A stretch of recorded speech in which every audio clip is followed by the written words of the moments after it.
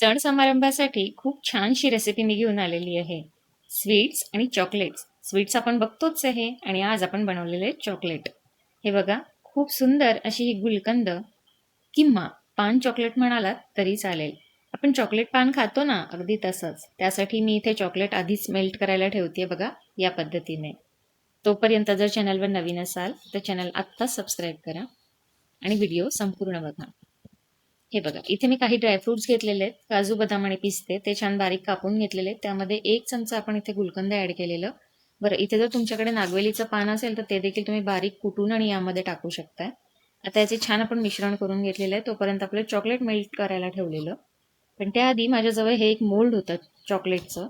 त्यामध्ये मी silver balls टाकून आणि गुलकंदाचं जे मिश्रण होतं ते इथे आपण थोडं-थोडं ॲड करतो आहे आणि त्यावरती आपण हे चॉकलेट पोर करणार आहोत.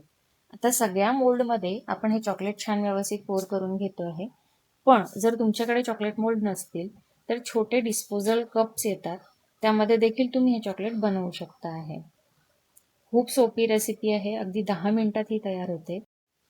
तेव्हा घरच्या घरी अगदी हायजेनिक पद्धतीने आपण याला बनवू शकतोय. अगदी लहान मोठ्यांना सगळ्यांना आवडेल अशी ही रेसिपी आहे. हे बघा, हे सगळं छान व्यवस्थित मी मोल्डमध्ये पोर करून घेतलेलं आहे. त्यानंतर डॅप केलेलं आहे. त्यानंतर 10 मिनिटं मी याला फ्रीजमध्ये सेट करायला ठेवलेलं आहे. आणि सेट केल्यानंतर हे फायनल रिझल्ट तुमच्या पुढे. सगळे मी मोल्डमधनं काढून घेतलेले आहे. बरं, त्याच्या साईडच्या कडा काही मी काढलेल्या नाही आहेत. त्या तशाच ठेवलेल्या आहे. पण ज्यांना व्यवसाय करायचा असेल त्यांनी याला व्यवस्थित साईडच्या कडा काढून आणि मग पॅकिंग केली तरी चालेल. आहे ना छान रेसिपी? आणि रेसिपी आवडली असेल तर लाईक, शेअर आणि सबस्क्राईब करायला विसरू नका. भेटूया तर मग पुढच्या नवीन रेसिपी किंवा रेमेडी सोबत. धन्यवाद.